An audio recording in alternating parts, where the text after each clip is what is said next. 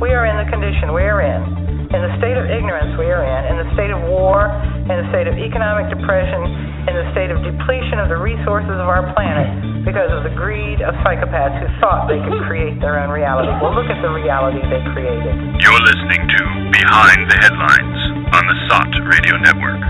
The world for people who think.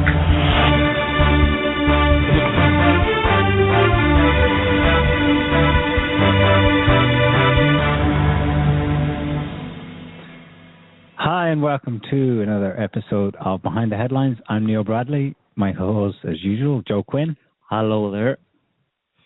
This is an extra special, Christmas special episode of Behind the Headlines because we're interviewing Laura. Welcome back to you, Laura. Hi. Where are our jingle bells? We need some sleigh bells in the background, no? Darn it. Rudolph, go ahead. I forgot to introduce the date. For reference, today's date is Sunday, 20th of December, 2015. Mm-hmm. Laura, you were last on when we spoke with Robert Price about 5 months ago. Now, Robert's among the best researchers out there to have deconstructed the myth of Jesus. But the explanation that there was no Jesus, in quotes, as described in the Gospels, still leaves us with many unanswered questions. Not least, how in the name of all things sane did a major world religion grow out of that myth? You recently finished your book, which is titled... Have you chosen the title for your new book? Well, it's got a working title, okay. But we're not sure if that's going to be the finished title, and it's Josephus, Pilate, and Paul. It's just a matter of time. Speculations. It's just a matter of time. Yeah, cue Randy Travis right there. Yeah. The subtitle I got here is Observations and Speculations on Parameters for a Historical Pauline Chronology and a Solution to, quote, Who was Jesus? Yeah, that's pretty much what it is. That's a long subtitle. Yeah, I know. That's why I said it's not sure that that's going to be the finished title. I mean, the book is finished. It's just right now, and it's being worked over by a copy editor and having the index built, and the bibliography is being constructed, and all the footnotes are being standardized. So it's basically finished. I mean, I'm done with it. You're done. I'm done. It could be ready then for purchase in the new year? Oh, it could be ready pretty quick, yeah. Okay. We'll keep you all posted, listeners. Mm-hmm. Y'all excuse me for a second. I want to ask these guys, how come my headphones aren't working too well? I really don't. Is that any better? Oh, that works. How's that? That's much better. There you go. We sorted you out. Oh, jeez. You've written how many books now, Laura? I think this is 16 or 17. How long did you spend researching this latest one? About 5 years. Well, actually my whole life, but in a concentrated way for, the last 5 years. I've been kind of following trails and I kept narrowing the search. At first I was searching in all different directions, with a specific idea in mind. Excuse me. Because if you don't have a specific idea in mind, you don't really know what you're looking for. And you still don't know what you're looking for, but you have an idea and you're looking. And this idea, it started out with just trying to sort out the idea.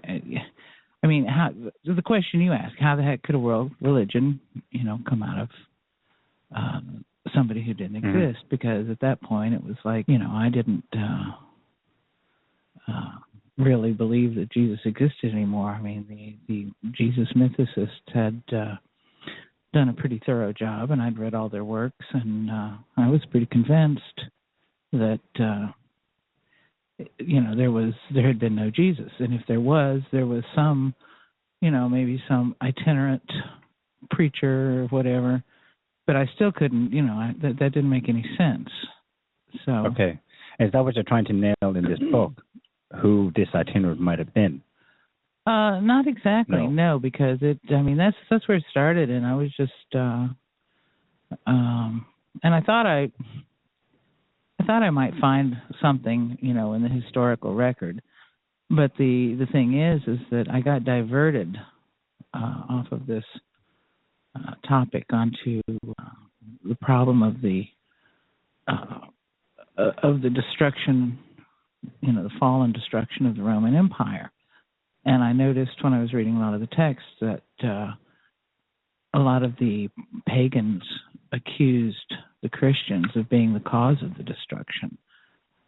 They said, as soon as the empire converted over to Christianity, everything went down very fast, and you're the reason all these terrible things are happening to us. If we hadn't given up the old gods, we wouldn't be suffering this way. And of course, they were writing about some pretty serious things.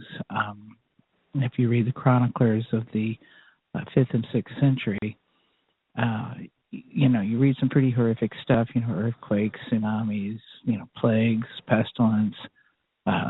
And if you look at the archaeological reports, you see that the empire went from, a certain level of population and activity to something like, a cut of 90%. So that's a pretty drastic situation, and at least in the Western Empire. The Eastern Empire went down pretty quickly after that. But there was this thing hanging out in the air there that these pagans were accusing the Christians of being the cause of the decline and fall and destruction of the empire, which kind of amounted to the deaths of 90% of the people and really horrific events. So I wanted to chronicle this. I wanted to find out, because there was an idea in my head that if there was some relationship between this, it was a crazy idea. Is there some relationship between this imposition of Christianity, or this adoption of Christianity by an entire political entity, an empire, and the subsequent total and complete destruction of that empire? Is there anything there? So I started to collect the information. I started reading all the chronicles and putting these things together. And it got pretty involved, because those who read my stuff, they know I get really obsessed with details and being very precise. So I started databasing things. And that meant that, I would create tables, and I would put in dates, and then I would include in a column, or different columns, different kinds of events. But this was very primitive. It was really kind of a primitive database, just like an Excel spreadsheet. And at some point, I made some interesting discoveries that I'm not going to get into here because they're really complicated.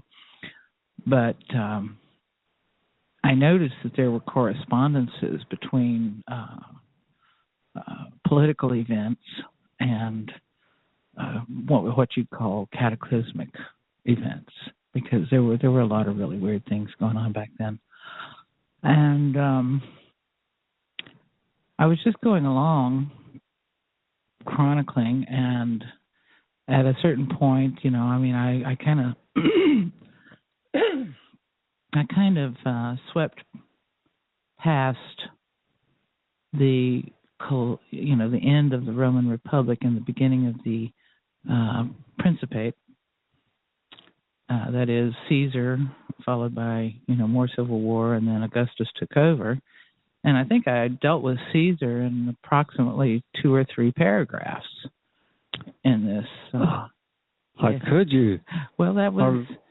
You think of Caesar and you think, blah, blah, blah. And then I went along and very quickly, and I was writing all this down and collecting this data together. Very quickly, the issue of the religion of Mithras came under my eye. And so I stopped and I read, maybe half a dozen books, 50 papers or so about Mithraism, because I wanted to get a really good feel for it. I wanted to be able to condense, the best and latest and most pertinent information about Mithraism. And I started tracking that, and it struck me as odd that, Mithraism was such a big thing for such a long time, and then it kind of virtually disappeared, and then Christianity came to the fore in a big way. And this was like between the reigns of Diocletian and Constantine, because when Diocletian and his other co-emperor Maximian or Maximinus, whichever one, there were several many people. When he came out of retirement to try to sort out Constantine's issues, he and his buddies, the 4 emperors, they all went up somewhere and they built an altar, erected an altar to Mithras. And then that was kind of like it. Then Constantine went over to Christianity. So, and I knew that the character of this Diocletian, he was a pretty good guy. I mean, he really did kind of bring home the bacon there for the empire, because they were really falling apart, and that's assuming you even think that an empire ought to have its bacon brought home, which I don't necessarily think, but all things considered, he straightened things out. So I stopped right there, and I said, I really need to find out the root of Mithraism. And I know y'all are wondering where this is going to go, but we'll get there. Just be patient. And I started going even deeper, reading all the original sources, as many as I could. And I discovered that the earliest mention of Mithras was in relationship to pirates in the Mediterranean during the time of Julius Caesar. And in fact, his one-time son-in-law, Pompeius Magnus, was given a special command to deal with these pirates. Caesar himself, allegedly, was captured by pirates when he was a young man and on his way to Rhodes. And it's a funny story, because he was captured by these pirates. They took him to their stronghold, and you can imagine all kinds of things. And he was very imperious with them and told them that their partying was preventing him from getting good sleep or interfering with his studies or whatever. And they were laughing at him. He says, "Well, you can laugh now, but when I get out of this, I'm going to come back and crucify all of you." And they laughed at that. And so apparently his friends put up the money to pay his for his redemption. He got away, and as soon as he got away, he went and collected some guys together, got a ship, went back, got the pirates, and crucified them. And the funny thing about it was that they'd said, "Oh, we're going to ask this much money for your ransom," and he said, "Oh, no, that's not nearly enough. You must ask, double, triple the amount." And they did, and they got it. But then, of course, when he went back and crucified him, he got all the money. So there was this funny story about Caesar and pirates, and then there were some passages in Plutarch about pirates and their silver oars and golden or purple sails and so forth. And then there were passages about Antony and Cleopatra that had, almost the same words. It was probably stock phrases, but it got me to wondering. And I went back and I looked at Caesar and I said, what does he have to do with Mithras? I mean, did Caesar create Mithraism? I wondered. I mean, did he start it as some sort of, military religion because he was famous for the fact that his soldiers adored him and would, go to their deaths willingly for him, no matter where he led, he did. They were following him. They were, absolutely loyal. And he was always successful in battle. Not always. Not always successful in battle, but nearly always. And he could take a loss and turn it into something beneficial. But anyway, I started wondering if Caesar, as part of his plan to save the empire, similar to what Diocletian had done, I mean, they seemed like they were very kind of similar individuals in a sense. I wondered if he had it in his mind that this he'd created some kind of a cultic thing for soldiers, and maybe he was planning to spread it through the whole empire and unify everybody under a single religion. I mean, that was just what I wondered. And so I decided I had to read everything I could about Caesar to see if he was at the root of Mithraism. This is what I started with. Is Caesar somehow, because he's connected to these pirates who were the first who were alleged to have been known to be performing the rites to Mithras, was there somehow some kind of connection between Caesar and Mithraism? And that's all I was asking at that point.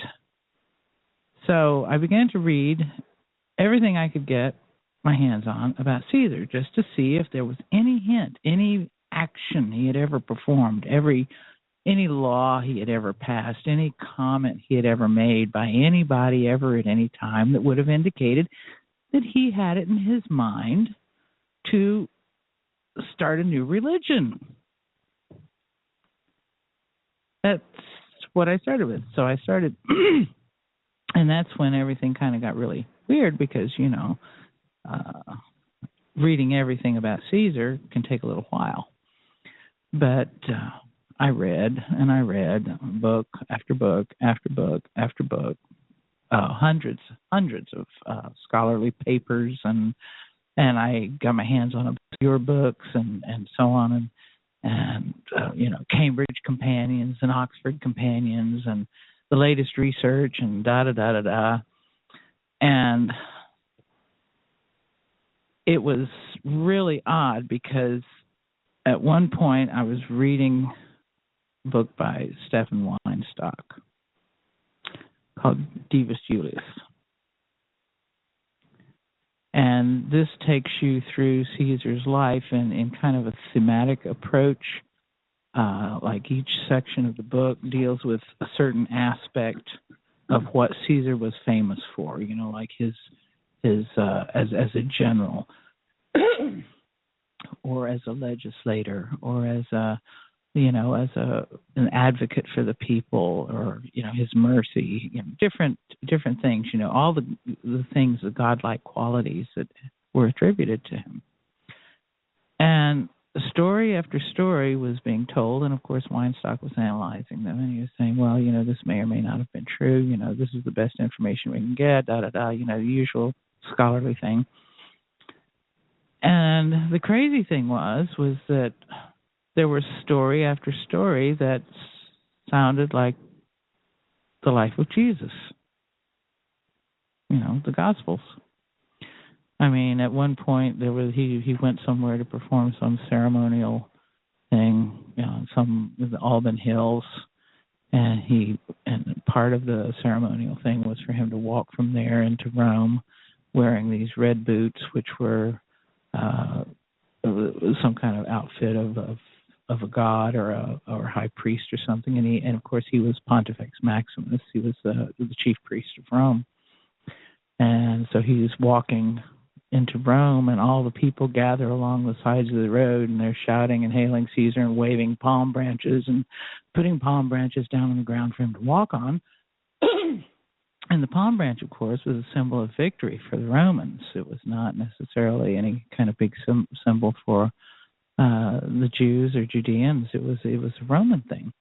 So I wondered, well, where did that story about Jesus and the palm branches and all the hosannas and everything come from? I mean, it was obviously modeled on this event where Caesar came into Rome and all the people were gathered and they were hailing Caesar and throwing palm branches on the ground. And then there were other things, and then I started thinking, well, this is really weird because here he's got these various things in his life story that seem to me to have been models for the story of Jesus, the gospel stories. And on top of that, he was betrayed by somebody he cared very much about and murdered. But, of course, that's as far as I could see it at that point. It didn't seem to me like there was anything much further than that. So, but it was bugging me because I came down to breakfast one day and I said, you guys are going to think I'm crazy because, this guy, this Julius Caesar, who I, before that, had never known all that much about, his life is like the model for the life of Jesus. And here I was just talking about certain events, there were very striking parallels. So I thought I was crazy. And then we went off on a trip, and I talked to some people about it while we were on the trip. And then I came back because the whole time we were on this trip, I was thinking about it. So when I got home, my sister-in-law decided to do a search on the internet to see if anybody else had ever come up with the idea that, there was any similarities between the life of Jesus and the life of Caesar. And she discovered that there was some guy named Francesco Carrara. Yeah, and he had this idea himself. And I don't know exactly where he came to. Do you or y'all remember where he came to the idea from? I think it was from the Passion play. Mm-hmm. Mm-hmm. Yeah, his funeral, Caesar's funeral. Yeah, he had this whole idea that Caesar's funeral was so remarkably similar to the Passion of Jesus that he, that's the point that he took off from. Well, I hadn't even gotten to that part. I was just already, just about the life, the certain actions and Caesar's mercy being so pronounced, because Weinstock has a whole section in the book about, Caesar's mercy and his forgiveness and his intention to initiate a new way of being for society and for, political interactions and so forth. And so anyway, I looked at Carrara's stuff, and I thought, well, that's pretty interesting. And then I found that there were a couple of historians who made, just very glancing notes about some of these similarities. And then there was one guy who wrote a book in Italian. I can't remember his name right offhand, but he had a whole chapter on, Caesar being like Jesus. Although he didn't draw, the obvious conclusion from that. He just made note of it, that Caesar was, a great guy just like Jesus, yeah. And so there was that, and then then that kind of got me going again. And I decided I had to read, because it just seemed to me that if Caesar was the model for the life of Jesus, who I now no longer, I didn't believe existed at all, except as a myth, or a myth overlaid on some itinerant holy man, maybe. That was as far as I could take it. Surely there must be some way, or how did it get turned into a Jewish thing? How the heck did that happen? And that's when the biblical studies began. And the biblical studies, now I'd done biblical studies to, a very moderate extent, for, off and on for years. But here I was proposing to myself, I really need to get into this deeply, deeply, deeply, and I need to read both sides. So I started the biblical studies. And, 4 or 5 additional bookshelves later, and that's not counting the hundreds of papers. Those are just the books. I came to the conclusion that the way that happened was via the Apostle Paul. Paul was the one, because, Paul is like the originator of Christianity. So Paul did it. Paul is the one who made a Jewish Jesus, more or less, or so it seemed to me. And that meant that I had to really look into the life of Paul. And, of course, that meant learning everything I could. I mean, I'd already been through, just tons of Roman history, history of the empire, everything I could,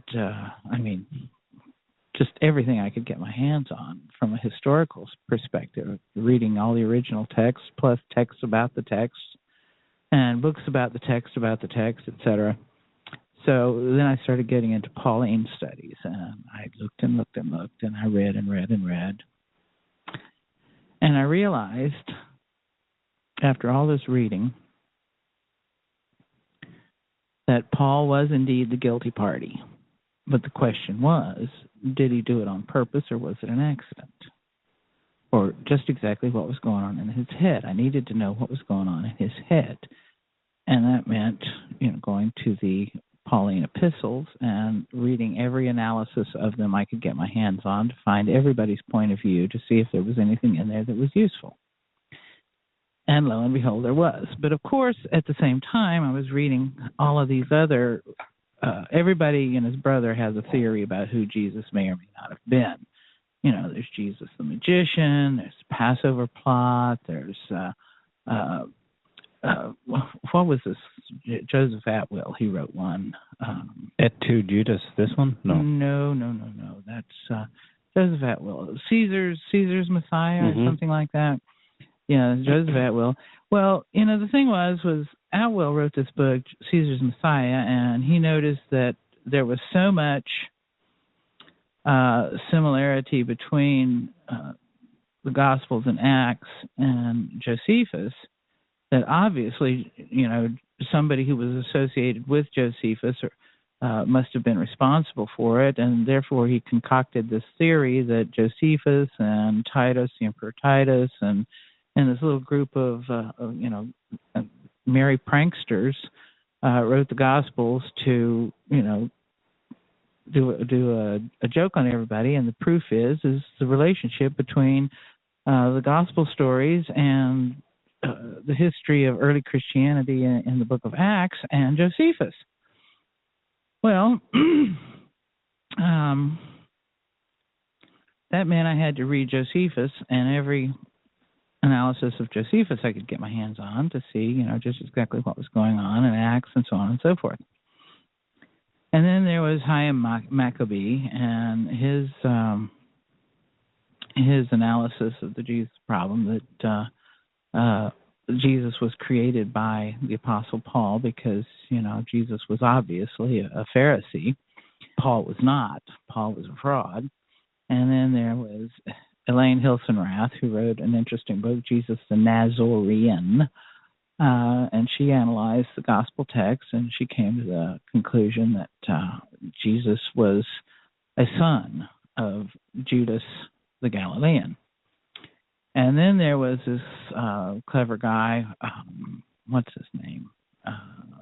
Unterbrink, in his book, Judas the Galilean, or Judas Messiah, Judas the Galilean, I think, where, his idea was that Judas basically was the model for Jesus. Judas was Jesus. And he went to, and of course, everything else, Paul was evil, Paul was a liar, and this is Robert Eisenman's idea that Paul was the liar in the Dead Sea Scrolls, and of course they get into a lot of the Dead Sea Scrolls and so on and so forth. So I was taking in a whole heck of a lot of different points of view, different theories, et cetera, and at a certain point, I was sitting there for the umpteenth time with Tacitus on one leg, and Josephus on the other, flipping back and forth between them, matching the history, because it seemed to me that the only way to solve this is to come at it from a strictly historical perspective. You can't come at it with any kind of belief whatsoever. You've just got to see if there's anything historical here. Is there anything in our history that can explain the emergence of this myth, this legend? And if you were just a historian and you were looking at the history of our civilization and the fact that some religion came up and people started believing in it and everything, you would look at the history, and you would, as you would in any other studying any other culture, when you come across the fairy tales, you might say, well, there might be a seed of something in there about a real person, but this story was formed in the usual manner of fairy tale formation. And there have been some sociological studies on how that happens, how a story about a real event, can very quickly become mythicized. And I wrote about this in my book, Secret History, and I've mentioned it in other places, that a real event can be mythicized and the person's name and everything can be just completely lost, and they get a new name and they get a new role and they do all kinds of things.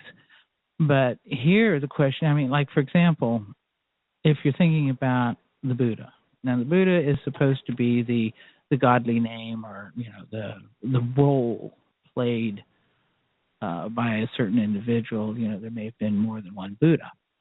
But in the particular case of the one that we're familiar with, it supposedly was Prince Gautama. Mm-hmm. People know who Prince Gautama was, and they know a little bit of something about his life story and how he became the Buddha. And the same thing, Confucius, that wasn't really a religion, but it was a philosophy. And then Hinduism, based on the Vedas, and which can be studied. But if you study these things, as a historian or from outside the culture, you don't study them with any belief. Mm-hmm. You try to you say, well, this did or didn't have any historical basis, or they just made this up, or da da da da da. And I've already shown in my book, The Horns of Moses, that most religious myths originate in stories about cosmic events, things happening in the sky, like comets and, thunderbolts and the activities of planets and so forth. And that's why they, have this relationship.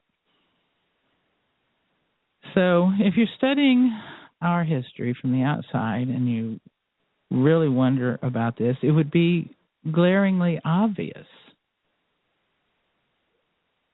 what happened, that there was, except for the fact that you get this twist that Julius Caesar, who had the real life of Jesus, who lived the real life of, the events, the major events told in the Gospels, somebody who was for the people and somebody who did this and that and the other thing, and mercy and so on, and betrayed and killed and raised up on a cross-like object for his funeral and all these different things, that somehow his life got overlaid with this other material, and he became, this Jewish, itinerant preacher, whatever. With long hair and a beard.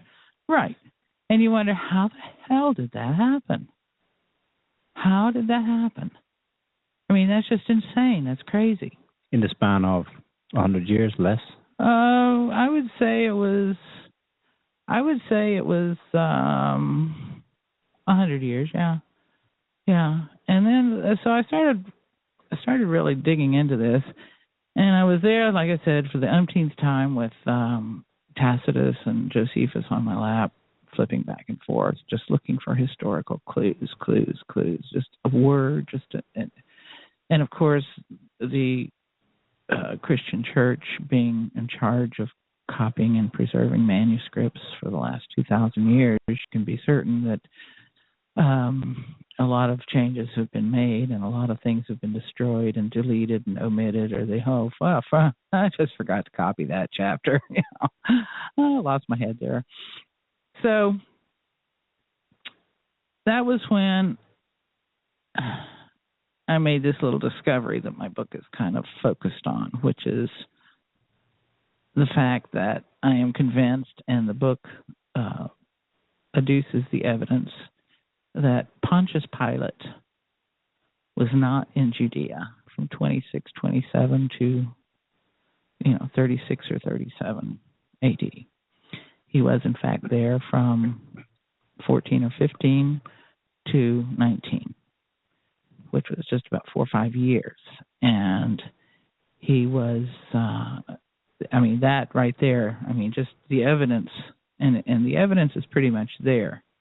In Josephus, if you work between Josephus' wars and his antiquities and work with that, with Tacitus as your control, your yardstick, you find that it's pretty darn certain, based on a whole pile of circumstantial evidence, because of course there's no smoking gun. When you've got a text that has been manipulated and has been corrected, or had something added to it, interpolated into it, other people are going to argue, "Oh, that was original."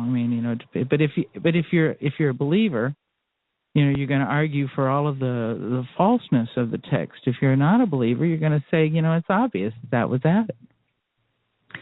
But in any event, when you take Pontius Pilate out of the time period in which he is supposed to have been there, when he's supposed to have executed this Jesus person, for whom absolutely not a shred of evidence exists that he was a real person, it basically pulls the rug out from under the whole Christian myth.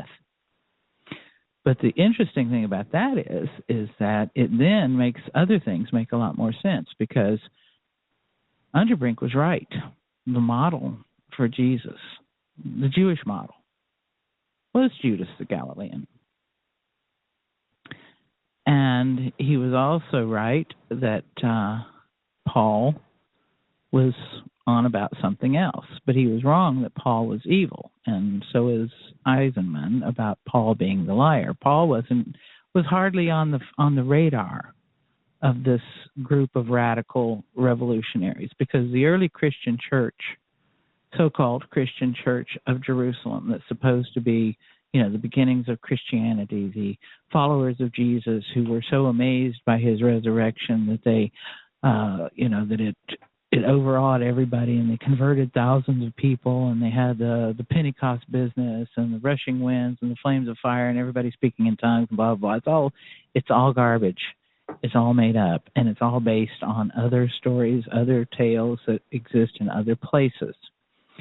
And the problem is that the person who wrote the book of Luke, the Gospel of Luke, is probably the same person. Most scholars agree that it was the same person that wrote the Acts of the Apostles. And the reason that these Gospels and Acts bear so much resemblance to the works of Josephus, as Atwell astutely noticed, is because they used Josephus to write their texts.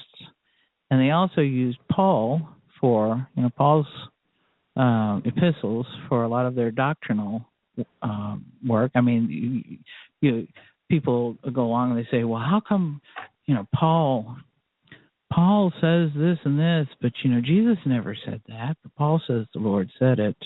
And then, why didn't Paul quote Jesus on this? Because if he'd been familiar with the story of Jesus, he would have quoted him when he was trying to make a certain point, but he never did. And then, on the other hand, you find things that Paul said reappearing in the mouth of Jesus. But Paul never gives Jesus credit for it. Well, there's a reason for that. It's because the Gospels were written after the fact. Many sayings of Jesus came from Paul. And also, interestingly, some sayings of Jesus came from Julius Caesar. And the life story of Jesus is largely the life story of Caesar. The Passion is that of Caesar. And there's also some Paul in there. There's also some episodes that are taken from, Homeric stories, as Dennis R. MacDonald has shown in his books about the Gospels. And there's a big part of it that's formed up on the Elisha narrative. Basically, the persons who were writing these texts were familiar with the rhetorical norms of the day. They were familiar with certain literature, and they most definitely were really working Josephus. There are several scenes in Josephus, several individuals whose typology was used. So, Atwell is perfectly correct. It's there. Josephus is in the Gospels. Josephus is in the Book of Acts. So are a lot of other texts. Then, of course, the question becomes, how did this transition occur? And I have a theory about it, and it's in the book that I've just written. I'm not going to tell you everything about the book. I mean, did you think I was going to tell you the whole thing? You got to read the book. Yeah. I mean, there's some things in there you got to read, but I think I've made a pretty darn good case for taking Pilate out of the picture. And what that, of course, means, if you stop and think about it, that, for 1,500 years, people have been standing up in church every Sunday and reciting the Apostles' Creed or the... Used to do it myself. Yeah, do you remember it? I believe in God, the Father Almighty, creator of heaven and earth, and in Jesus Christ, his only Son, our Lord, who was conceived by the Holy Spirit, born of the Virgin Mary, suffered under Pontius Pilate. Suffered under Pontius Pilate. Was crucified, died, and was buried. They descended into hell, and all the rest of that stuff. Yeah, so there's right there, included in the creed, is a lie. A historically provable lie. As far as the actual hard data, historical data goes.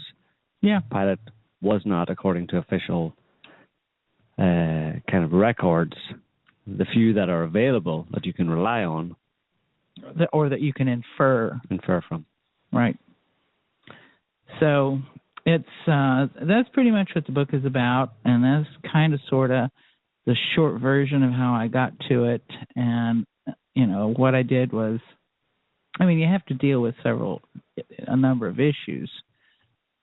It's part of this book is kind of technical. I'm going to write a little bit more in the introduction to make it easy for the novice or the newbie to jump right in there and look at the evidence I'm laying out. And I think, about anybody can read what I've put together and draw their own conclusions. And as long as they're not just absolutely firmly convinced that, this creed you just recited, they'll be all right. Yeah. Well, what I wonder is, would they not say, well, how important is it that there's the time that Pontius Pilate is in Jerusalem is actually 2 decades earlier? Well, it's really important because the entire Jesus timeline absolutely depends on Pontius Pilate being there to crucify Jesus between 29 and 30 AD, because that's when, according to the whole timeline, Jesus was crucified, because he had to be crucified then in order, because Paul, there are some dates, more or less, that can't be moved. That can't, because Paul tells about an episode that he experienced, probably one of the only things where you can tie to a historical person from Paul's own mouth. And he says that when he was in Damascus, they were chasing him, and his followers let him down over the wall in a basket so he could escape the governor of King Aretas of the Nabateans, a historical person mentioned in the letters of Paul. Now, King Aretas died in 40. So Paul had to have done this before Aretas died, and he also, there's a certain amount of years that he tells in his story. So, when was Aretas the ruler of Damascus, and when did Paul, because of course, you have to fit all these things in. He says, he was persecuting the church. Then he got converted. And then he spent 3 years in Arabia. And then he went to Jerusalem for the first time. And then another period of time went by, and he went to Jerusalem for the second time. And supposedly he was planning on going for a third trip. But all of these things have spatial distances between them, but the only one that has a hook that you can put onto a historical person is this King Aretas. Mm-hmm. And the interesting thing is there's a little problem there because, according to Josephus, John the Baptist was executed in 36 A.D. Which must come before Jesus' death. Well, if Jesus was in 30 and John the Baptist was in 36, we have an impossible contradiction. Mm-hmm. Because supposedly, according to the Gospels, John the Baptist was executed during Jesus' lifetime. Mm-hmm. So we have just a wee bit of a problem there. But in any event, you have to fit Paul into this timeline, and this is something else that I do is I work out the Pauline timeline. But you see, I think what happened here is two things happened. First of all, Paul invented Jesus. He invented his Caesar Jesus. I think Paul was teaching Caesar as Jesus. He never actually refers to someone called Jesus, does he? Yeah, well, in a couple of places, Jesus is in there, and you get the impression it's been added. Okay. Because he always refers to Christ crucified, Christ on the cross. And apparently Paul had something pretty profound happen to him. So my speculation is that Paul, the reason that the date for the, and you can find this in some of the early Christian literature, that they refer back to the time of the beginning of the gospel, not back to the time of crucifixion. In fact, the earliest Christian literature makes no mention whatsoever of an earthly Jesus, of a real man, or anybody who was even known. Make no mention whatsoever. They refer back to the beginning of their gospel.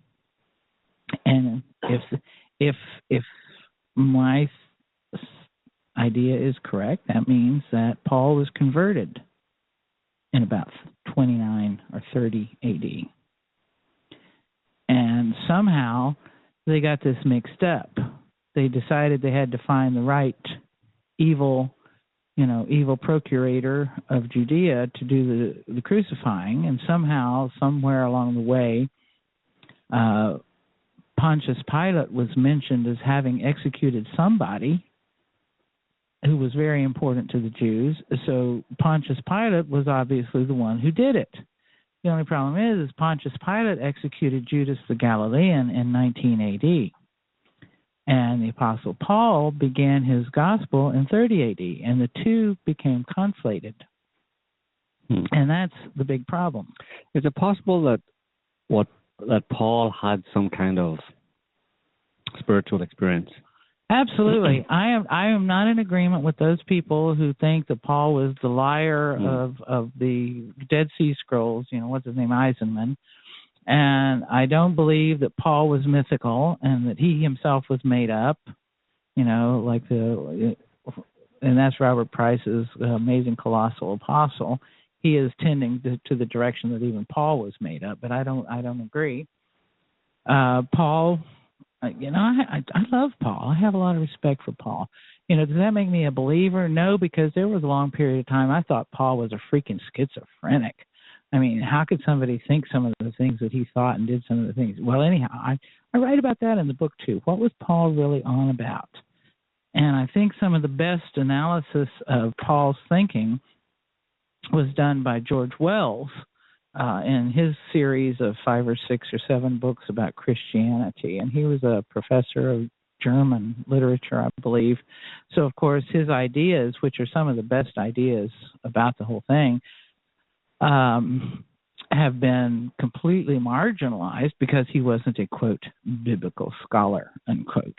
Well, the problem with biblical scholars is most people become biblical scholars because they go to a biblical institute or to a major university that has a Bible studies program, and they go because they believe. They're true believers. They go because they believe, and usually their education is paid for by their religious institutions. So they have a heavy investment in remaining believers. And those that, stop being believers, pay a pretty heavy price. And there are several, Gerd Ludemann is one. He's one of the best out there. And Thomas Brody, they're, really terrific scholars. And they all came to the conclusion that Jesus never existed. But in terms of Paul, so Paul has this some kind of spiritual experience. Yeah, and it may even have been. I think he witnessed a Caesar passion play, right? Because there was a cult of Caesar at the time, and this is another one of the mysteries that kind of dovetails into this: is why did the cult of Caesar disappear so completely at the same time that the whole Jesus thing came along? And what kind of audiences was Paul preaching to? And what about the diaspora Jews? Let me straighten this out here. And I'm going to work directly from my book text here. The thing is that Paul obviously knew the Messiah of the Jerusalem ecclesia. And I refer to it as ecclesia. Ecclesia has been translated as church in most of our Bibles, but an ecclesia back in those days was, a semi-political community religious organization. It was just a group of people, an ecclesia. But anyhow, he obviously knew the Messiah of the Jerusalem ecclesia, but just as obviously, he wasn't much impressed by him or them. And this may be shocking, but it's true. He tells the Corinthians that they appear to be easily taken in by, quote, a Jesus other than the Jesus we preached, end quote. And in the next breath, he refers to those, quote, super apostles, unquote, in a very sarcastic tone, whom he then goes on to excoriate as, quote, false apostles, deceitful workers, masquerading as apostles of Christ. And no wonder, for Satan himself masquerades as an angel of light. It is not surprising, then, if his servants also masquerade as servants of righteousness. Their end will be what their actions deserve. He's talking about, you got this, he's talking about these Jerusalem apostles. He's talking about Peter. He's talking about James. He's talking about John. Because those were the only ones that he ever knew by name. There were no 12 disciples of Jesus in Paul's time. They didn't exist yet. They hadn't been invented yet. But here he's saying, for Satan himself masquerades as an angel of light. It is not surprising, then, if his servants also masquerade as servants of righteousness. Their end will be what their actions deserve. And this is where you get into the fact that this Jerusalem ecclesia was a revolutionary organization, a la Dead Sea Scrolls type. They were radicals. They were followers of Judas the Galilean, who was a radical. He was totally against the Romans. He was all for, burning, pillaging, plundering, and killing every single one of them and creating his revolution. Okay?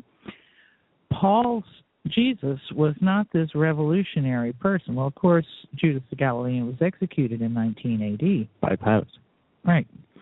And the thing is that the Jerusalem ecclesia began to put it around that their 2 or 3 or 4 or more revolutionary leaders were going to be resurrected or had been resurrected. They had seen them, and that they had been promised that they were going to come with God to destroy the Romans any day now. And this is one of the reasons why at the time of the Great Revolt in Judea, why there was so much confidence on the part of the Jews that they would stand up against the Romans as they did, because they firmly believed that God, their God, with their messiahs, and their messiahs weren't gods. They were human men who had died and had been resurrected by God and were going to come back with God and whoop up on the Romans. That's what they believed in. Paul did not believe this. Paul had a completely different story and a completely different Messiah. He says, further on, he says, are they Hebrews? So am I. Are they Israelites? So am I. Are they Abraham's descendants? So am I. Mm-hmm. So it's pretty clear who he's talking about. So the point is, the end result of that is Paul, son of God, was not Judas the Galilean or any other Jewish figure, despite the fact that later redactors have tried to make it appear that they were one and the same.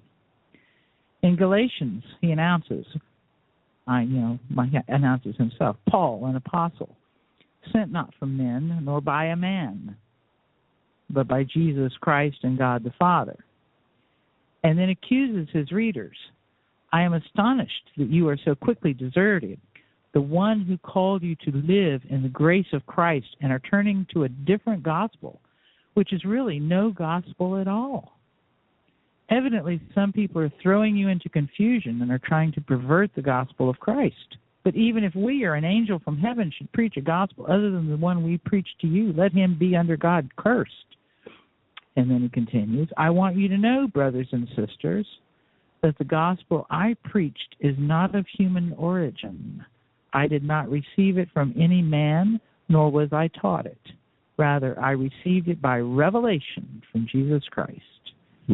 And then further on, when he's talking about his second trip to Jerusalem, he mentions the leaders of the Jerusalem ecclesia specifically, making the side comment, as for those who were held in high esteem, whatever they were, makes no difference to me. God does not show favoritism. They added nothing to my message. They added nothing to my message. His message was totally, completely, wholly different. Just absolutely, completely different from what was going on in that Jerusalem ecclesia. There was never the twain shall meet, no matter what the book of Acts says. So he also says, his opponents finally come into focus, and he says, when Cephas came to Antioch, I opposed him to his face because he stood condemned. For before certain men came from James, he used to eat with the Gentiles, but when they arrived, he began to draw back and separate himself from the Gentiles because he was afraid of those who belonged to the circumcision group. And based on the way this group, this James gang, as I call them, spied on Paul, hounded him, interfered with his work and his groups, and the way he responded to them in his letters, it is obvious. It's obvious. Paul was not preaching the same Christ. And the Jerusalem group was becoming more and more hostile about it. It seems clear from what we know based on all the discussion that Paul could not have been ignorant of Judas the Galilean and his fourth philosophy, or that he and possibly other dead rebel leaders was most likely the messianic figure preached by the Jerusalem ecclesia. But this is obviously not the Messiah who inspired Paul. Mm-hmm. The real character on whom the Jewish Jesus was loosely modeled was of absolutely no interest to Paul. That in and of itself is an astonishing thing. But that realization leaves us free to try to discover exactly what it was that drove Paul. Because it's clear he wasn't myth-making or running a con job. He was utterly devoted to his mission, body and soul.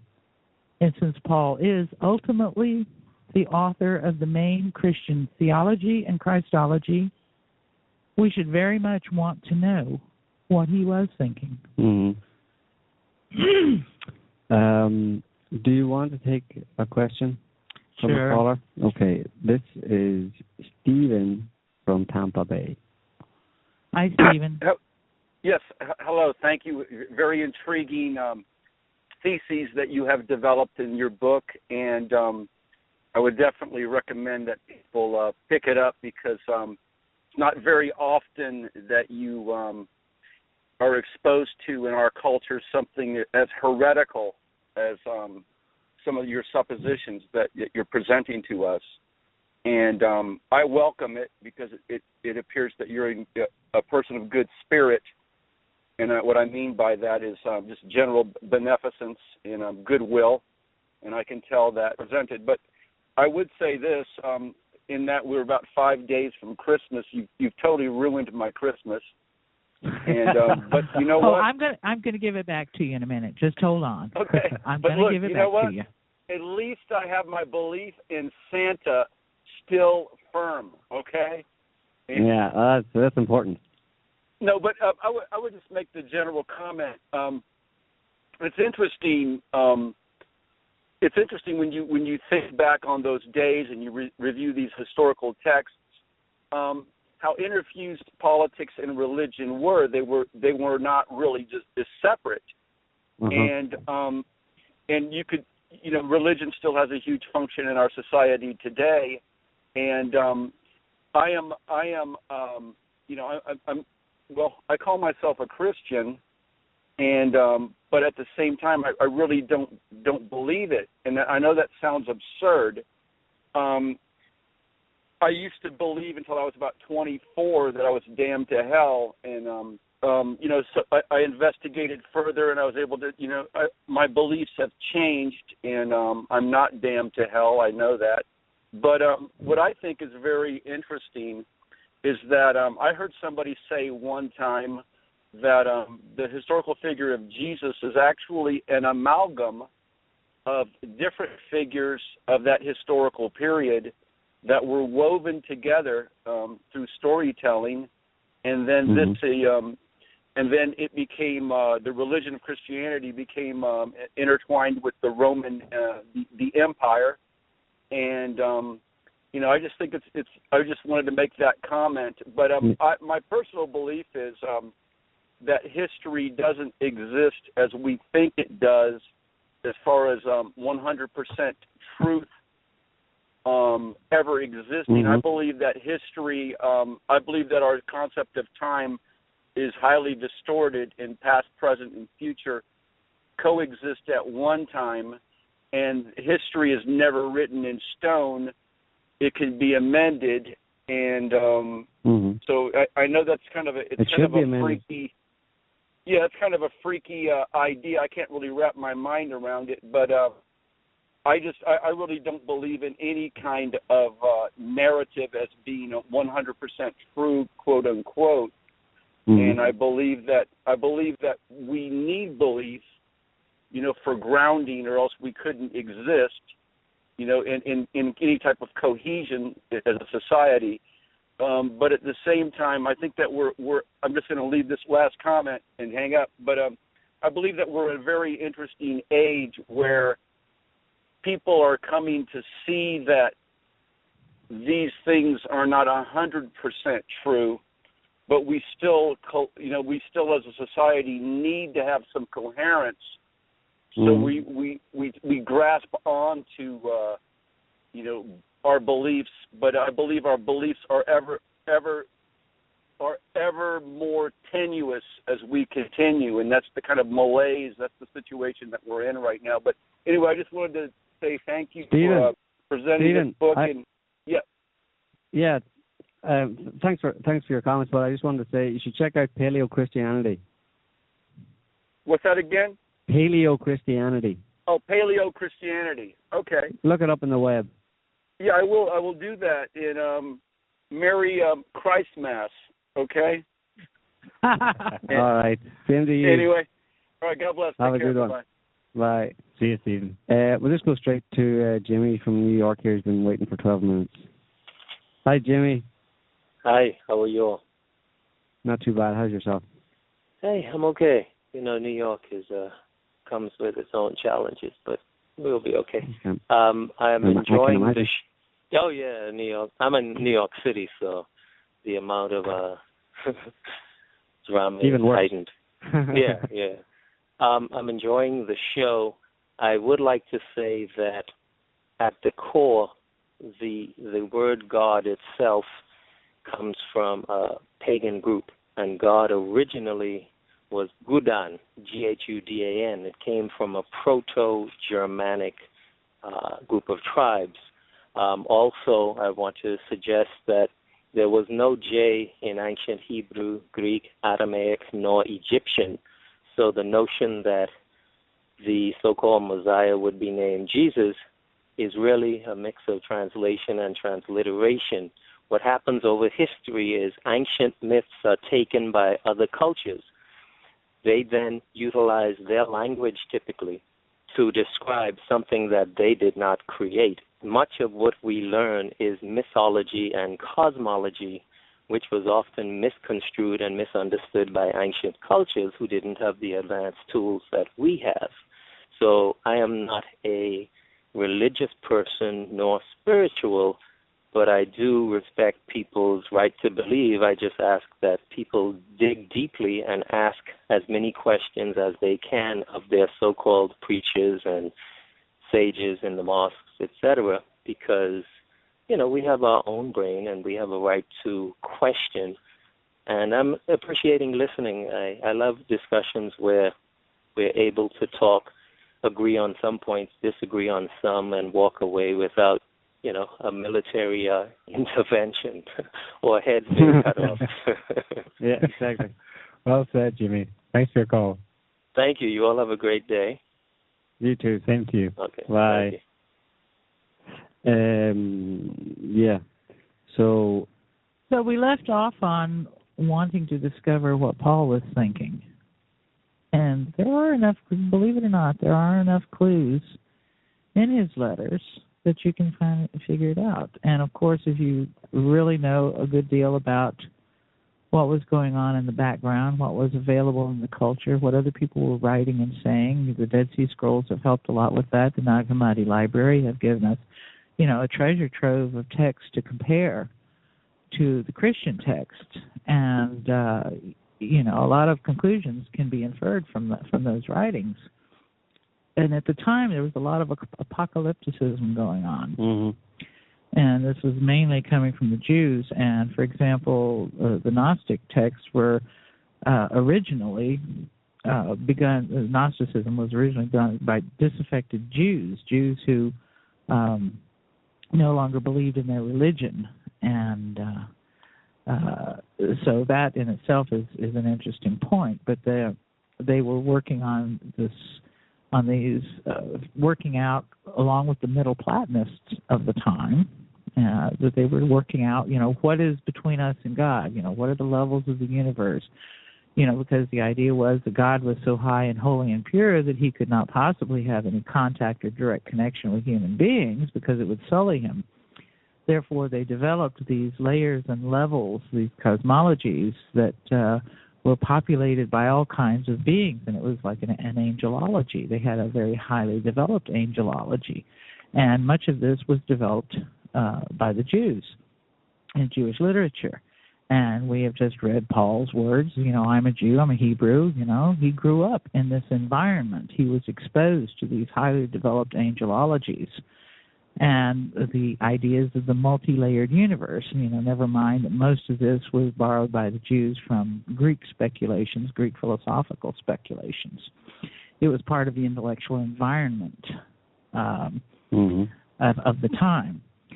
So Paul, based on what he writes in his letters, he was engaged in a battle against these obviously terrifying forces, and his vision was one where a single being could stand against this series of worlds lower than God himself and act as the defender and redeemer of humanity.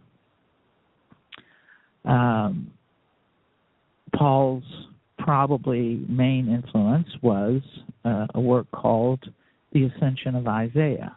The Ascension of Isaiah has been made available thanks to the Dead Sea Scrolls. And he had a revelation very similar to the revelation revealed in the Ascension of Isaiah.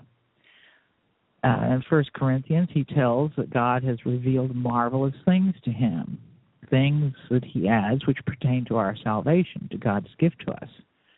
The purpose of this descent and reascent is given in the passage from Colossians. By the blood of his cross, he laid the basis for reconciling all things in heaven and earth to the Father. By his death and resurrection, he broke the power of those angels who opposed God and also put an end to man's dependence on angels, good or bad. Man can now commune with God via Jesus without other intermediaries. Paul declares we need no longer be slaves to the elemental spirits of the universe, that no spirit need now separate us from the love of God, and that the rulers of this world are declining to their end. And the references to Satan and his angels, and in the passage from Corinthians, Paul is thus saying that it is these wicked creatures who crucified the Lord of glory, not knowing who he was. So he says, Paul describes in Colossians how they were tricked and vanquished, having put off from himself the principalities and the powers. He made a show of them openly, triumphing over them. The New English Bible translates it, he made a spectacle of the cosmic powers and authorities and led them as captives in his triumphal procession. Now, a triumphal procession was a very Roman ceremonial act. So in the book of Isaiah, the regular book of Isaiah, not the Ascension of Isaiah, we find what was driving Paul. As many people know, Messiah simply means anointed one and can apply to priests, kings, prophets. And it is in Isaiah that we find that the only non-Jew in the Old Testament who was identified as the Messiah or the anointed one of Yahweh was Cyrus. So, Paul describes his call to be an apostle, where he says, when God, who had set me apart before I was born and called me through his grace, was pleased to reveal his Son to me so that I might proclaim him among the Gentiles. I did not confer with any human being, nor did I go up to Jerusalem to those who were already apostles before me, but I went away at once into Arabia, and afterward I returned to Damascus. There's a clear relationship between this text and the formulation of the words of it to Isaiah 49, where it says, listen to me, you islands. Hear this, you distant nations. Before I was born, the Lord called me from my mother's womb. He has spoken my name.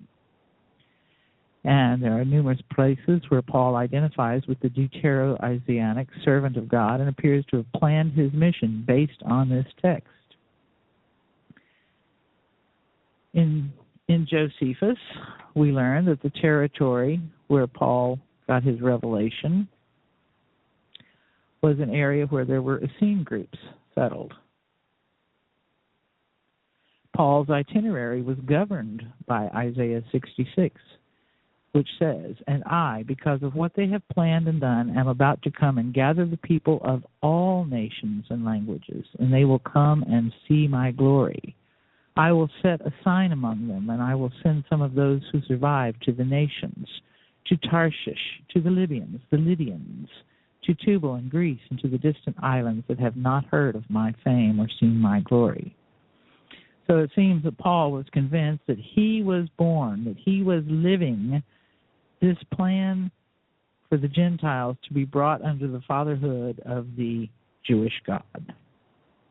But that the anointed one who was to effect this event was this Christ on the cross, or Caesar on the Trophaeum.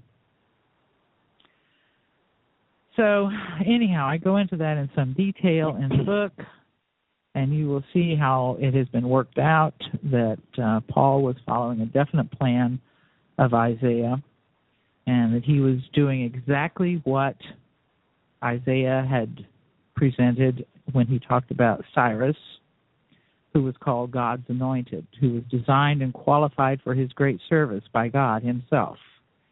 And we see God condemning those who criticize the fact that he has chosen a non-Jew to do his work. God says, does the clay say to the potter, what are you making? Which we find echoed in Romans. But who are you, a human being, to talk back to God? Shall what is formed say to the one who formed it, why did you make me thus? Does not the potter have the right to make out the same lump of clay, some pottery for special purposes and some for common use? Mm-hmm. So, as you can see, there's a really good case to be made for Paul preaching Caesar as Jesus. And as our caller said, there was no J, it was Jesus. And just as there was no J for Julius Caesar either, it was Julius. And it wasn't even pronounced Caesar, it was pronounced Kaiser, Julius Kaiser.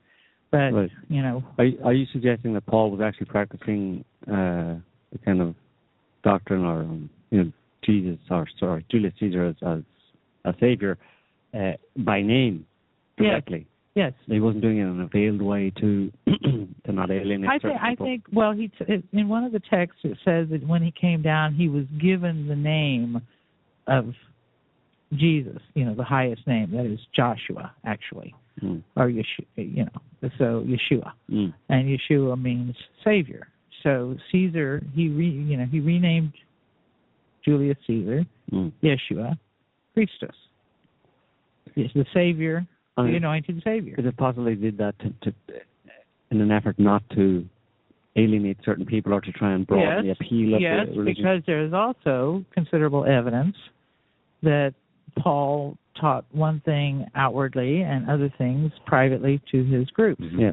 I mean, he says so clearly in a number of places in his epistles that that's what he's doing. And he also mentions in one place in Galatians, did you not, basically he was saying, what you witnessed, Christ crucified. In other words, he was putting on mystery plays. He was undoubtedly putting on a passion play. But there was certainly a spiritual aspect to what Paul was teaching. Absolutely. And tangible. But he wouldn't have gotten that from the life of Julius Caesar, for example. Julius Caesar was about mercy, compassion, good deeds, that kind of thing. It was very much earthly, no? I mean, Caesar didn't promote or represent any kind of abstract spiritual ideas. Here's something here. Let me get to it if I can find it. Yes, okay. St. Ignatius, in one of his homilies, includes an interesting detail, which was something that must have been commonly believed at the time, even though Ignatius was probably involved with the creating of the story of an earthly Jesus, but that's a whole other story. But he wrote, "Now the virginity of Mary was hidden from the prince of this world, as was also her offspring and the death of the Lord, 3 mysteries of renown, which were wrought in silence by God." Now right here he's saying that this was all private. Nobody knew about it because, of course, he's building his case for his Jewish Jesus. "How then was he manifested to the world? A star shone forth in heaven above all the other stars, the light of which was inexpressible, while its novelty struck men with astonishment. And all the rest of the stars, with the sun and the moon, formed a chorus to this star, and its light was exceedingly great above them all, and there was agitation felt as to whence this new spectacle came, so unlike everything else above. Hence, every kind of magic was destroyed, and every bond of wickedness disappeared. Ignorance was removed, and the old kingdom abolished when God appeared in human form for the renewal of eternal life." This is incompatible with the gospel accounts where Jesus was known to the world and Satan, as was his death. Ignatius shows no familiarity with Matthew or Luke's birth story for Jesus, Bethlehem, the star in the east, the Magi, shepherds, etc. He associates this remarkable celestial event with the resurrection after his death, when he defeats the forces of darkness. Ignatius appears to be saying this is how Jesus manifested to the world, not as a Galilean preacher, but as a bright light in heaven. That is obviously what was understood at the time, even though Ignatius and Polycarp and others were in the process of creating an earthly Jesus. But it was understood at the time that the star relationship to this messianic individual happened after his death. And who had the great comet after his death at his funeral games? Caesar. Julius Caesar, exactly. I just wanted to go back to what you mentioned at the very beginning, which was Mithraism. And, I mean, this was the Mithridatic mysteries were practiced in the 1st century AD, the 1st to 4th century AD. So, I have to tell you, I lost interest in Mithridism. Yeah. But I will tell you what I concluded about it. Yeah. I think it was kind of like the Freemasons. Well, you speculated that it had something to do. Was Caesar or was Julius Caesar promoting it during his lifetime? No, I don't think he was. I don't think he had anything to do with it. I think that some of these things were attached to his name afterwards, because Mithridism is just like the Freemasons. But like a club. It was around at the time, though. Yeah. Oh yeah. I mean, because there's a link between Mithridism and Zoroastrianism. I mean, that's supposedly where they take their kind of spiritual beliefs from. Well, wait, not really. No, that was the early interpretation of Mithridism, and a lot of people, who was it, Franz Cumont, wrote a lot about it, interpreting it from the Zoroastrian point of view, or from the Persian religion point of view, or the Persian mythos. And the more recent work on that has been that it was formed. It was kind of like they used the fact that they had these wars going on with Mithridates, Romans at the time of the formation of this, that there were a lot of rebels and rebellions and pirates and so on and so forth, and they formed this Mithras cult, as a countermeasure against the rebellions and the whatever. But that I'll go into that at some other time. But I just thought the Zoroastrian beliefs were kind of interesting, because they're general in the sense of forces of good and evil, and you must live a good life to they're fairly in line with kind of a almost Gnostic religion. No, that's if you can't compare Mithridism to any Zoroastrian thing. I mean, it's not even the same thing. Right, but officially there's supposedly a link between them, right? I mean, no, that was the old view. That's the old view, yeah. So, but I suppose what I was thinking was that you have Paul trying to look at this from as our caller Jonathan mentioned, religion is very much linked today, or has always been very much linked with politics and political situation at any given time. When you look at today, and you look at politics, and you can't get very far in politics today, world politics, before bumping straight into Islam. And you can kind of assume that at times of chaos and crisis, that's what's kind of fueling it in somewhere. That's what's behind it, So maybe this was true, 2,000 years ago. And you have Paul going around, and there's a plethora of different beliefs, etc., of different types of religious beliefs, or even kind of not so religious, more kind of political or social beliefs. And he has this.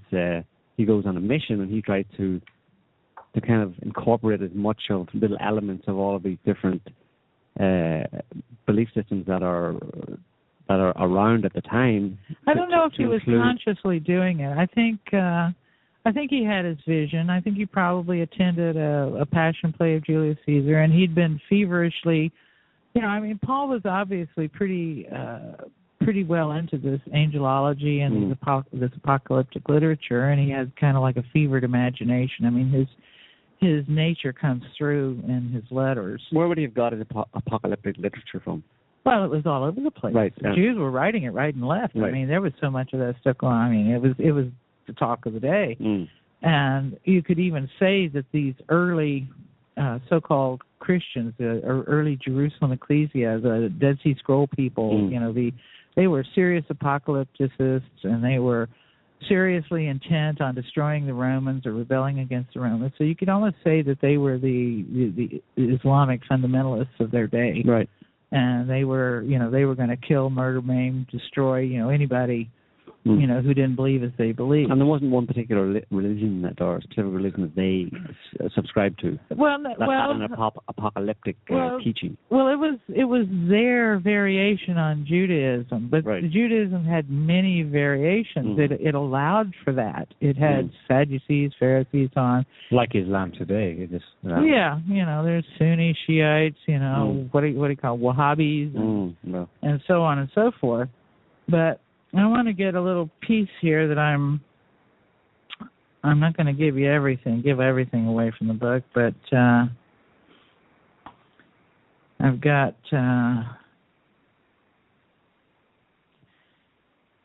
something from Virgil, who describes the unusual events that took place following Caesar's assassination, and this is going back to the star imagery. And he wrote, "Who dare say the sun is false? He and no other warns us when dark uprisings threaten, when treachery and hidden wars are gathering strength. He and no other was moved to pity Rome on the day that Caesar died, when he veiled his radiance in gloom and darkness, and a godless age feared everlasting night. Yet in this hour earth also and the plains of ocean, ill-boding dogs and birds that spell mischief, sent signs which heralded disaster. How oft before our eyes did Etna deluge the fields of the Cyclopes with a torrent from her burst furnaces, hurling thereon balls of fire and molten rocks. Germany heard the noise of battle sweep across the sky, and even without precedent, the Alps rocked with earthquakes. A voice boomed through the silent groves for all to hear, a deafening voice, and phantoms of unearthly power were seen in the falling darkness. Horror beyond words, beasts uttered human speech, rivers stood still, the earth gaped open, and the temple's ivory images wept for grief, and beads of sweat covered bronze statues. King of waterways, the Po swept forests along in the swirl of his frenzied current, carrying with him over the plain cattle and stalls alike. Nor in that same hour did sinister filaments cease to appear and ominous entrails or blood to flow from wells, or our hillside towns to echo all night with the howl of wolves. Never fell more lightning from a cloudless sky. Never was comet's alarming glare so often seen." It sounds like a concentration of events over the past few years that have been happening on this planet, yeah? Well, Mount Etna just erupted 2 weeks ago.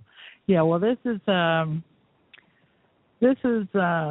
pretty much, obviously, this was written long before the Gospels were, and you can see quite clearly where they got some of the apocalyptic stuff. Some of the ideas of what happened at the time Jesus died. And, of course, you know, it's well known that there really was a comet at Caesar's funeral game.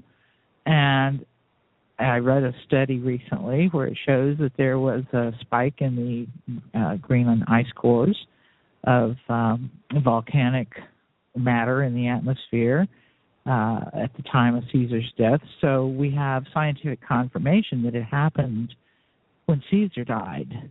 And there is absolutely no evidence whatsoever that anything of any type, shape, form, or fashion happened when the so-called Jesus died in 29 or 30 A.D. And in fact, Pliny the Elder and Seneca, who both wrote books about natural history and recorded every comet or earthquake, commented on all those kinds of things that were available to them in the literature of the time, never mentioned anything happening all over the world, as was claimed in 29 or 30 A.D. for Jesus. But they all commented on the terrible, disastrous events that happened at the time of the death of Caesar. And, I mean, we can understand, so we can understand the idea of where the idea of an apocalypse or end of the world comes from, but where does the idea of a savior come from?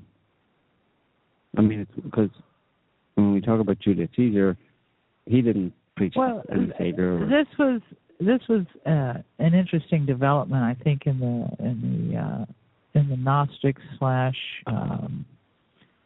Dead Sea Scrolls type literature, because if you read the Nag Hammadi text and then you read the Dead Sea Scrolls, you see certain correspondences, and of course there are people who argue against it because they want to maintain the purity, but it's fairly obvious that there were some correspondences. Now, the difference was that the Dead Sea Scroll people, they were speculating in these apocalyptic lines with the retention of the Old Testament and the Old Testament God as being, supreme. The Gnostics, on the other hand, turned everything around. They were disaffected. They were speculating.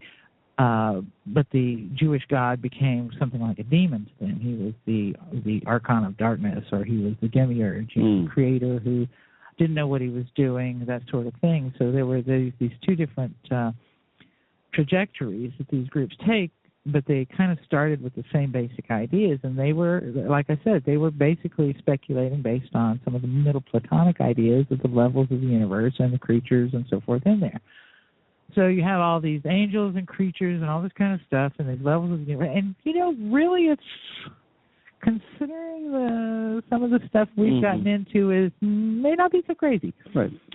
But, which is why I find Paul so interesting. If this is what he was talking about, and if he was convinced that Julius Caesar was the one who could stand between humanity and the evil archons of darkness and the the fallen angels and so forth, maybe he wasn't crazy. By preaching about a fairly simple and basic code of living, as opposed to effectively teaching people that live a good life, and that's the path to being saved.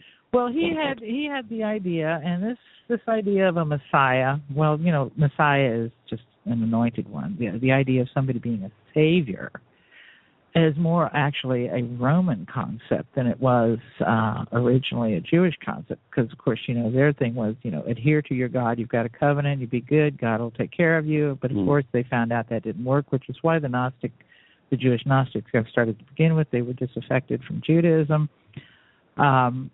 But the idea of the patron system was very, very Roman. You are there for your patron. Your patron takes care of you. I mean, it was kind of the mafia of the ancient world. You had bonds of service. It was, in a sense, kind of early feudalism, even.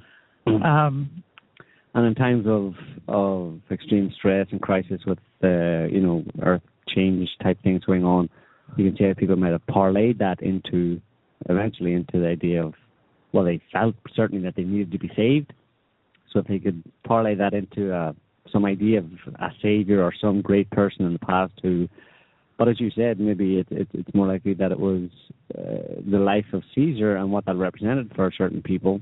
Well, he was so outstanding a human being. So, I mean, he was probably the greatest human being who ever lived, based on everything I've read. And I mean, you have to sometimes read through his critics, who didn't understand what he was doing.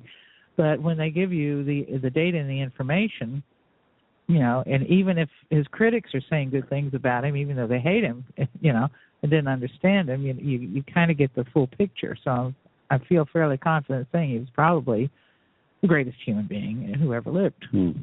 And, had he been born in our times, maybe he would have been, even greater. I don't know. It's just, but the thing is that in very ancient times, it was thought that the only people who were saved or who went to heaven, or the concept of heaven, or went up to the stars, or to be with the gods, or whatever, were great heroes, people who did great deeds. And the only way that the common, ordinary person had of getting to, having a life after death was if they were firmly attached to a hero in some way, or they paid cult to a hero and asked this hero to remember them. So it was kind of like a basic idea, a very early religious idea, because the common person, unless they were a hero, and there weren't too many heroes, had no chance of a life after death. And there's all kinds of inscriptions and papyri and things inscribed on little gold things that are buried with people, where they tell their particular cult object, please remember me, I did this and that and the other thing, I'm one of yours, I performed the rites, I did this or that, so please remember me and grant me, eternal life with you, or life after death, or whatever. So these ideas developed gradually as to whether and how an ordinary person could live after death, because for a very long time there was no life after death. There was just the place of the dead. It was kind of like this shadowy place, under the earth, and And the main thing that people wanted to do was make sure that the dead didn't turn into marauding ghosts, So you gotta have a family, you gotta have people, who take care of you after you're dead and bring you food once a year or however often, or pour out a libation on the ground in your behalf and so forth. So it's it's the idea of the patron, the hero, being able to stand up for you, to fight your battles for you, as Caesar did, and he was famous in his time for never turning away somebody who was deserving, or his generosity he was famous for his generosity, for the help he gave to people, and for always fulfilling his word. So it was a common concept at the time. So Paul, all these ideas were in Paul's head. They were in the air he breathed. The apocalypticism, the Jewish ideas. He was obviously a diaspora Jew. He was not born in Jerusalem. He didn't live in Jerusalem. He was only in Jerusalem twice, once for 2 weeks and once for a few days. So, he was not like a Jerusalem Jew. He was a diaspora Jew. He was more at home with the Gentiles than he was with any Jews. And that's why I say I doubt that Eisenman is correct when he says that Paul was the liar of the Dead Sea Scrolls, because Paul wasn't even on their radar. If there was some, and I suggest in this book that if there was anybody who was a liar, according to the Dead Sea Scroll people, it was probably Josephus. Mm-hmm. Okay, so how do you you promised to give Christmas back to Jonathan and everybody else listening. So how do we get some Christmas cheer back in, and what is exactly Christmas cheer after everything you just told us? Well, you should know that Saturnalia was an ancient Roman festival in honor of the deity Saturn. Mm-hmm. And it was held on the 17th of December of the Julian calendar, and later expanded with festivities through to the 23rd of December. Mm-hmm.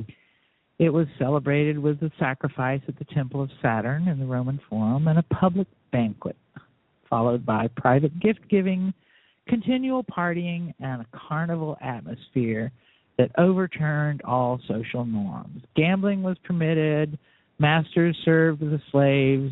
The poet Catullus called it the best of days. Mm-hmm.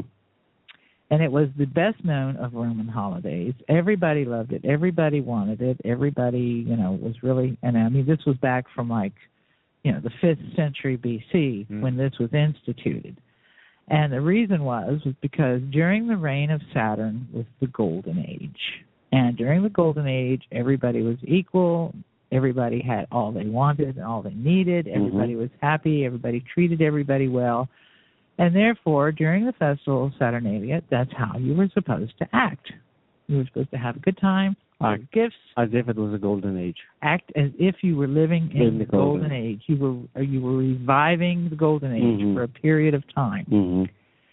And so I think it's entirely fitting that a Roman festival, the festival that, and they say, of course, that it began before, running up in the days before the winter solstice, and that was because they began to party and to bring the sun back, to the festivals of lights and all these kinds of things. So it says, although probably the best-known Roman holiday, Saturnalia as a whole is not described from beginning to end in any single ancient source. Our modern understanding of it has to be pieced together from different accounts dealing with various aspects. We have here an extract from a letter of Seneca, who looked forward to the holiday somewhat tentatively. He wrote, "It's now the month of December, when the greater part of the city is in a bustle. Loose reins are given to public dissipation. Everywhere you hear the sound of great preparations, as if there were some real difference between the days devoted to Saturn and those for transacting business. Were you here, I would willingly confer with you as to the plan of our conduct, whether we should ever in our usual way, or to avoid singularity, both take a better supper and throw off the toga. Because throwing off the toga was part of the Saturnalia celebration. Does that mean running around naked? Well, I don't think so exactly. And yeah, well, we need something on costumes here. What should we be wearing?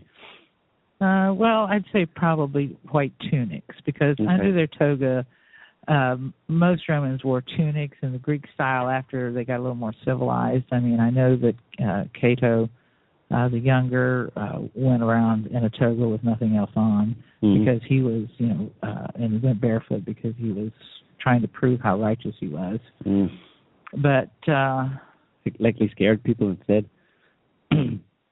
Pliny describes a secluded suite of rooms in his villa, which he retreated to, especially during the Saturnalia, when the rest of the house is noisy with the holiday and festive cries.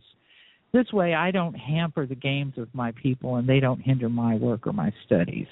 So he was a real wet blanket. He was humbug. Humbug. Yeah. So, that does sound like Christmas. So it seems that they also invented Christmas cards, because verses were written to accompany the little token gifts, and what they gave mostly were token gifts. It was like the more you thought of somebody, the smaller the gift would be. It was only people who were really trying to impress somebody that bought big, expensive things. And you were supposed to attach, handwritten verses for the occasion to your gift. So it was like the early form of the Christmas card. So, in any event, let's see if we can find anything else here that's... by the late Republic, the private festivities of the Saturnalia had expanded to 7 days.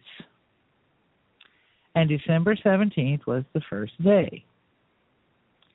So it was only after Christianity was adopted as the state religion in the 4th century that the birth of Jesus was attached to this festival, because they were basically trying to co-opt it for their own purpose. In the 4th century. So 400 years, almost 400 years after the supposed birth of Jesus. 300 years. 300 years. Yeah. Yeah. And anyhow, the Mishnah and the Talmud describe a pagan festival called Saturna, which occurs for 8 days before the winter solstice. It's followed, and this was probably established and created or developed by some diaspora Jews, or Jews who'd been in contact with the whole Roman festival, but they apparently liked it pretty well. It is followed for 8 days after the solstice with a festival called Calenda, culminating with the calends of January. The Talmud ascribes the origins of this festival to Adam.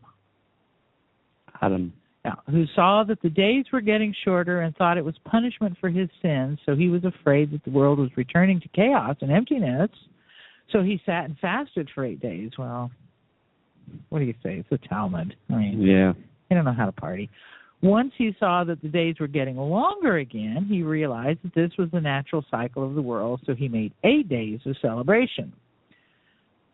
The Talmud states that this festival was later turned into a pagan festival. So basically, they're claiming it as having, created it. No comment. In the beginning of December, an ancient text writes, the farmer should have finished his autumn planting, and now with the approach of the winter, Saturnus, the god of seed and sowing, is honored with a festival. In Cicero's time, it lasted 7 days. Augustus was he limited it to 3 days because he was a real, Scrooge. He was a Scrooge, no doubt about it. Claudius restored it. So there is a lot of reason to be happy with this most popular holiday of the Roman year. As noted, Catullus describes it as the best of days. And let's see, what else do we have for it? Then their guest gifts, restrictions were relaxed, the social order inverted, everything was fun. Felt caps were worn, symbolizing the freedom of the season. So that must be where the little pointed Santa Claus hat comes from, because these felt caps that they wore to symbolize freedom were the pointed cap of actually Mithras. Mm-hmm. So slaves were treated as equal, etc. The equality was temporary, of course.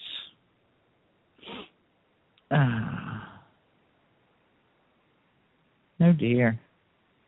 That gets into some ugly stuff. I'm not going to talk about that. I'm flipping some pages here, looking at all the different things I've collected.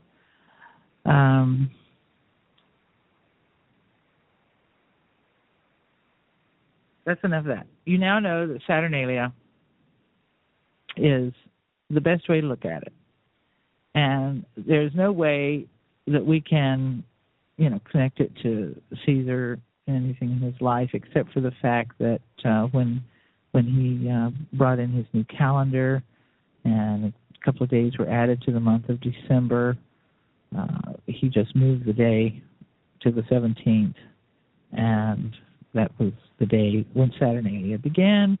And so 17th, 18, 19, 20, 21, 22. So you basically celebrate until the solstice.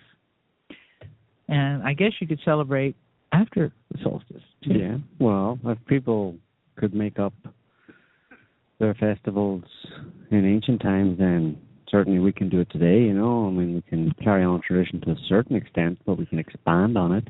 Well, I think it's great because, at Saturnalia you can do karaoke, you can maybe have a little champagne, you can have this big feast, because I'm all about the feast part. Yes.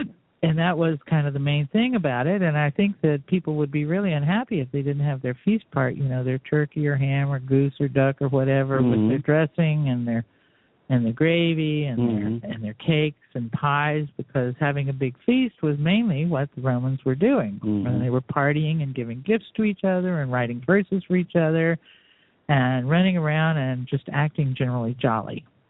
So I think that's what we all should do. Yeah. But we shouldn't deceive ourselves that it's the birthday of anybody like Jesus. And it's certainly not Caesar's birthday. His birthday is in July. So I don't see any reason why one couldn't have a little celebration in the middle of July. Well, there you have it, folks.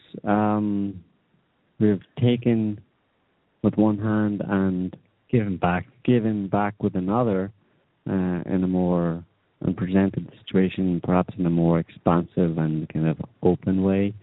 Rather than limiting it to the birth of one little baby who's going to save the world forever and ever, over and over and over again. The only person who can do that is Caesar. Right. So Caesar would have to come back, but there's not much chance of that happening. So, yeah. So, well, I think we'll, unless you got something else to say, Laura, I think we'll leave it there for this week. I say, Io Saturnalia. Io Saturnalia. What does that mean? That means Merry Saturnalia? More or less, yes.